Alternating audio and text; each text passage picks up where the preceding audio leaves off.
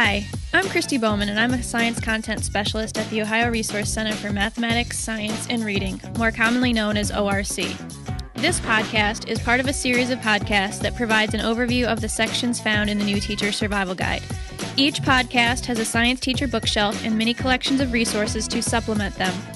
Podcast titles include Assessment, In the Lab, Plants and Animals in the Classroom, Science in the Elementary Classroom, Teaching Science, Reference Materials, and Special Needs Students in the Science Classroom. This podcast highlights the types of resources found in the Lab section of the New Teacher Survival Guide, such as material safety data sheets, setting up a safe inquiry-based science classroom, and organizing your chemical storage area. You can also check out this In the Lab podcast along with the Science Teacher Bookshelf and many collections of ORC resources by going to ORC's website at www.ohioRC.org. From there, go to the Science Educators page and click on the New Teacher Survival Guide.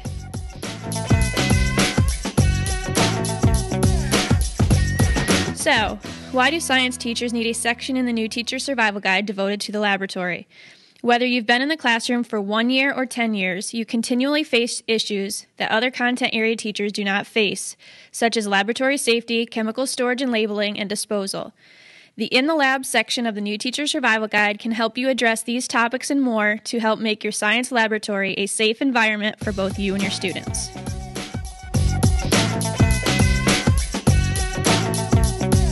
Let's talk about some of the ORC science resources found in the Lab section of the New Teacher Survival Guide. First off is ORC resource number 491, Material Safety Data Sheets. I'll start by explaining what a material safety data sheet is. A material safety data sheet, also known as an MSDS, is designed to provide proper procedures for handling or working with chemicals. Material safety data sheets include information such as physical data, melting point, boiling point, appearance, odor, and solubility, as well as flash point, reactivity data, toxicity, first aid, storage, disposal, protective equipment, and spill and leak procedures. Why do science teachers need to have access to a searchable and alphabetized list of these MSDS sheets, like the one available in this resource? An MSDS will help you understand the safety precautions that both you and your students should take when handling a given chemical. This resource provides you with that information for nearly all of the common chemicals that you would have in your science lab. You can also search the database by chemical name and find the appropriate MSDS along with information you need to know about that specific chemical. As a side note, MSDS sheets should be stored in 3 different locations: your classroom, the central office, and the local fire department.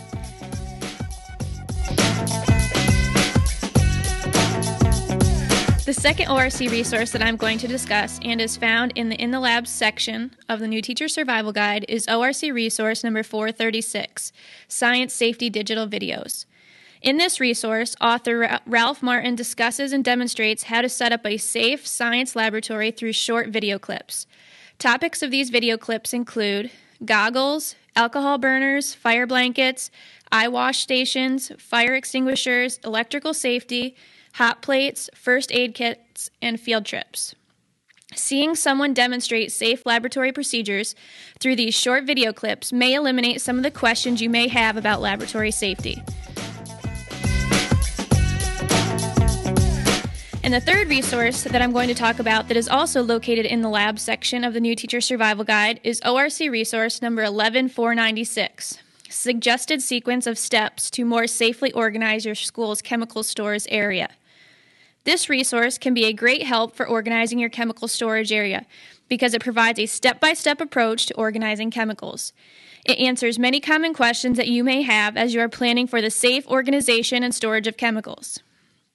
Along with these step-by-step directions, this resource also provides diagrams to assist you in your organization. These diagrams go as far as showing you where to place your inorganic and organic chemicals, and then goes even further and shows you where to put specific chemicals in relation to other chemicals. Even if you have already organized your chemicals, this resource can still be useful to you. It can provide you with confirmation that your chemicals are organized in the safest way possible. And that's a great feeling when you know for sure that you have safely and successfully organized your chemical storage area.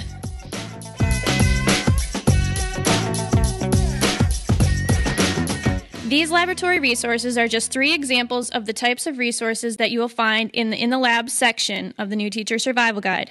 For additional laboratory resources and more on safety, go to the In the Lab section of the New Teacher Survival Guide on ORC's website at www.ohioRC.org.